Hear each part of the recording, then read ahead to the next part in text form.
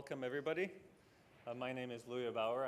I'm the general chair. It's my great pleasure to be the first one today to welcome you to NDSS 2018. This is a pretty special NDSS for us because it's the 25 years since NDSS started, and NDSS has really come a long way from being a workshop with maybe 100 attendees to having over 400 people today. So my task is mostly to tell you about a few housekeeping things, and then I'll turn you over to people who will speak more inspiringly about NDSS. So to say a little bit about this year's program, we're delighted that it's a richer program than we've ever had before. We have had 4 workshops this year. We started a workshop several years ago. First we had 2, then 3, now we're up to 4. We have 71 technical papers, which is the largest number we've ever had. It means that we have parallel tracks for all of today and all of tomorrow, so this might be somewhat new for those of you who've been coming to NDSS for many years. We did have parallel tracks last year too, but not for quite as much time. So when you're looking for the papers that you want to listen to, look at whether they're in the A track or the B track. This is the room for the A track. The B track is next door. We have a little bit of a program planned for you for every evening. Tonight there is a reception and poster session also here starting at 7 p.m.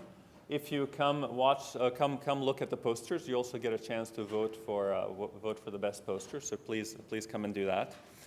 Tomorrow we have a social hour at 5:15. Unlike previous years, we don't have a dinner planned for tomorrow, so dinner is on your own, but we do start out with a social hour.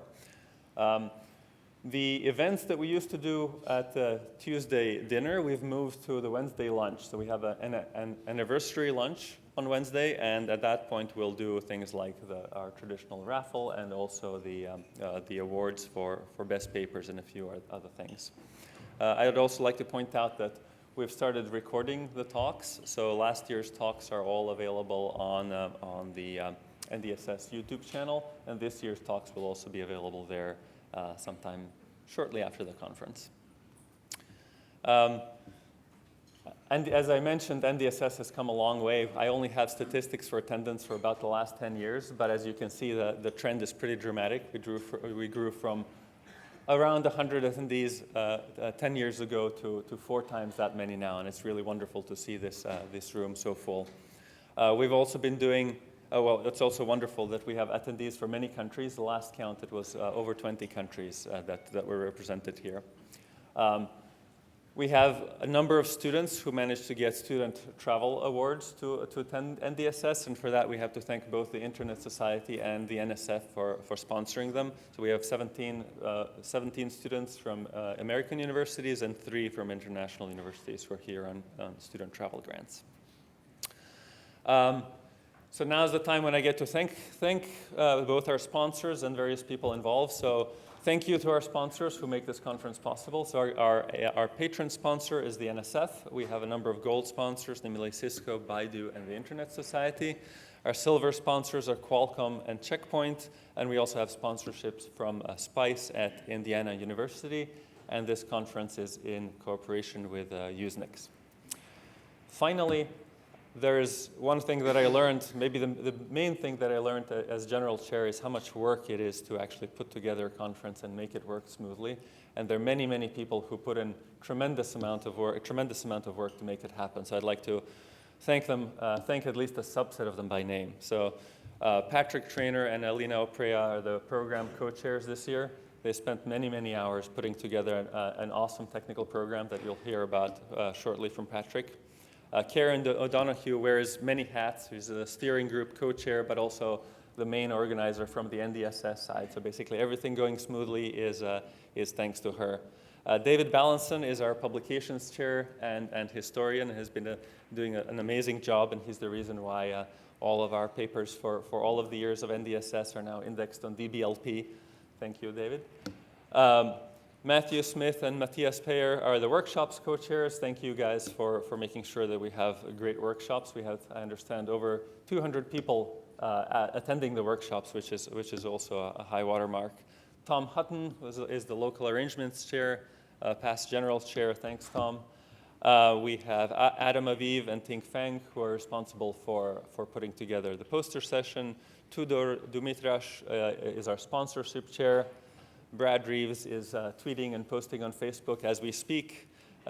Sasha Fall helped decide which students get to come here for free. And then we have a great organizing team on the AMS side, led by Julie Lane, who takes care of lots of the logistics. And there are many other people who have helped that I'm not naming. I'll mention the AV volunteers in the back, the people who make sure that your slides appear on time and advance and so on. So thank you all. Let's please give all these people a round of applause.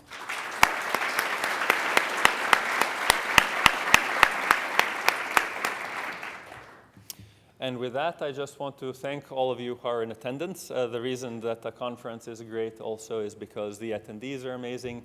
So please ask questions after talks, participate in conversations in the hallway, and have a great 3 days at NDSS in San Diego. And with that, I'll turn it over to Karen O'Donoghue of the Internet Society. Good morning, everyone. On behalf of the Internet Society, I'd like to welcome you to San Diego and to NDSS. I just had one quick thing, and then I'm going to run a quick video for a much better welcome than I could properly do.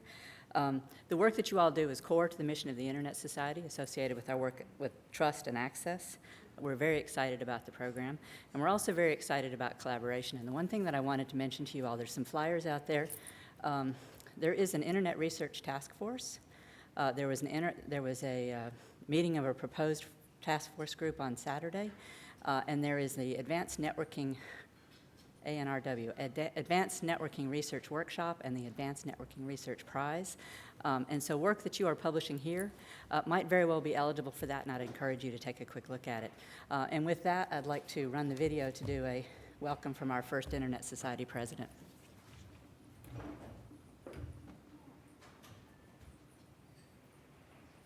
My name is Vint Cerf. I'm Google's chief internet evangelist, and I'd like to speak to you today, however, from a somewhat different perspective as the first president of the Internet Society. It didn't take long for us to realize that distributed systems are going to require increased attention to security, and indeed, in 2018, we know this to be an absolute fact. NDSS has been in existence for 25 years. That's quite a record all by itself. And to those of you who are attending today, my thanks for paying attention to the serious problems facing us with networked and distributed systems and their safety and security.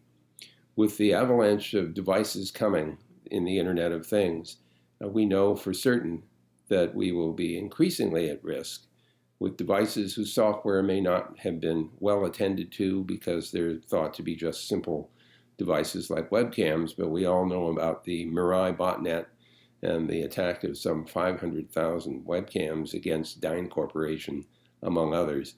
I used to tell jokes saying, the headline I worry about is that Bank of America is taken over by 100,000 refrigerators, but it isn't funny anymore. These appliances with their software may indeed become avenues through which the hackers will either take control and create botnets or simply infiltrate the devices and then penetrate other parts of the systems that are part of that device's network. So I want to thank every single one of you for persisting in trying to solve this problem, trying to provide a safer environment for those of us who are making heavy use of the Internet. As you know, about half the world's population is online, but I would guess by the end of this decade that certainly maybe 75% of the world's population will be online, partly by way of mobiles, smartphones, which have become the primary means by which many people access and use the Internet on a day-to-day basis. So first of all, happy 25th anniversary, but more important, please continue your efforts to create a safer environment in the Internet. If we can't trust the Internet, it won't flourish, and it certainly will not be the positive influence that we have all hoped it could be. So your work is vitally important. And as the former president of the Internet Society, I thank you greatly for what you're doing.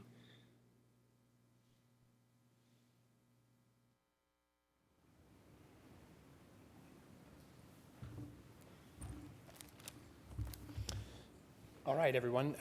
Yet another talking head. I'll try and keep it brief and give you a little bit of insight. My name is Patrick Traynor of the University of Florida. On behalf of my co-chair, Alina Oprea of Northeastern, I'd like to welcome you to the technical program.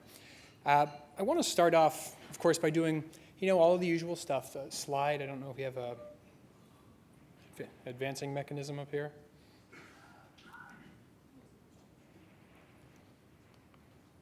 Well, when they get to the next slide, I'll start off with a little bit of a story. I remember when I was a young, impressionable PhD student sitting in this very audience, and I was really excited for what the program would bring, and I sat behind two very influential senior faculty members, and some poor graduate student was up giving their talk, and these two looked at each other and went, "How on earth did this get into the conference?" Now, I'm sure that that was a one-time event. I'm sure that no one in the audience today will say that kind of thing, but it made me think about the process. And I want to share with you how our process worked during this year's NDSS. So, all right, great. So I'm going to do the first high-level statistics, and then I'm going to go into some detail about how we were actually trying to be careful about the process and the kinds of things that we're running into now as program chairs and program committee members. Okay, so on August 11th, about 340 papers showed up in our inbox. And after 3 days, my co-chair and I were able to filter out, at a very high level, papers that were incomplete, that were not properly anonymized. After round one, we had 174 left. Before the meeting, we had accepted 15, and we had 87 we were going to talk about. And in a single day in Miami, we put together a program with 71 papers. And that gave us an acceptance rate of 21%. But that doesn't capture everything that went on. In fact, a lot of things are changing in our community. Everyone here can recognize we're growing. And we're not just growing in numbers. The diversity of this community is exploding, and that's a wonderful thing. There are also changes in the greater community. Different conferences are adapting different models on when papers are taken, what that review process looks like. And so we had to make a decision whether we just did what we should always, or what was always done, or we tried something new.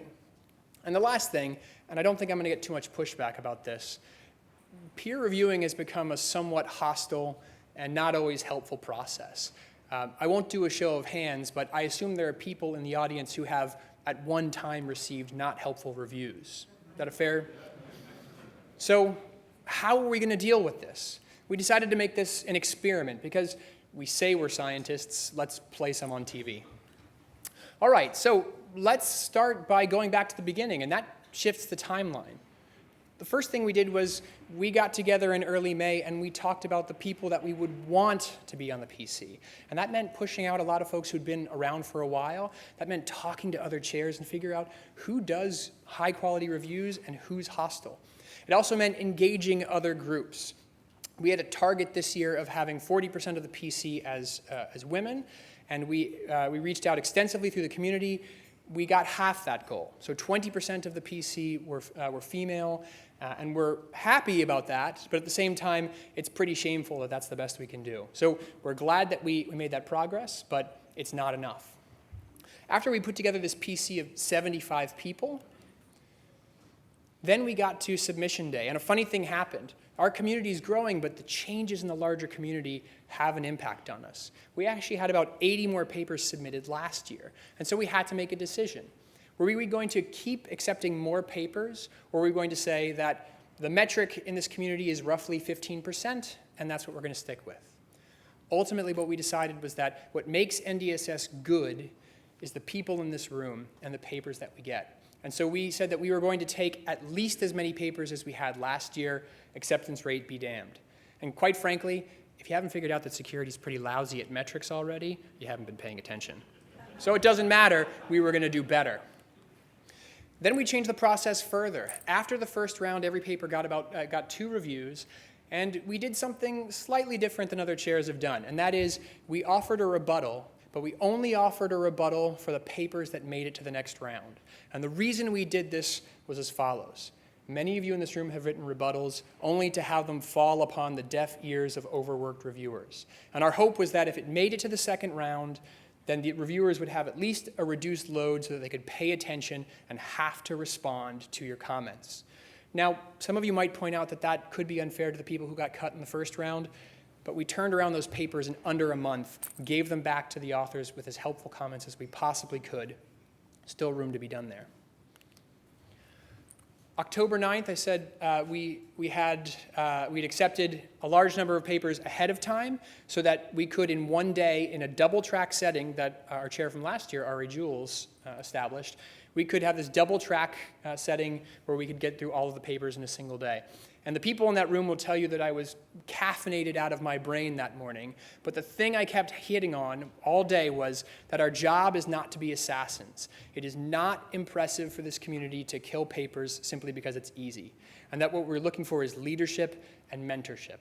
And I hope that you'll see in this fantastic program today that that is what came through. So, what were the results of our experiment? We have the largest number of attendees ever at NDSS. Okay, we've opened up the community to more and more people from more and more countries around the world. 71 excellent papers covering areas of increasing importance, everything from protocols, blockchain, formal analysis. By the way, in my hands here, I have a copy of the original proceedings. This is 11 papers. And the good news is we solved silly things like email security and the distribution of public keys. So we have plenty of room for these other things now, but it's good that we were able to expand the program beyond this.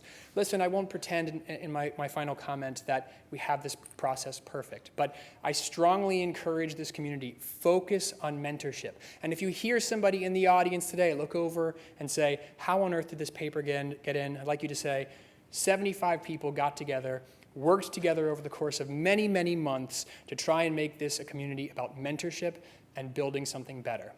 Thank you very much. We're thrilled to have you.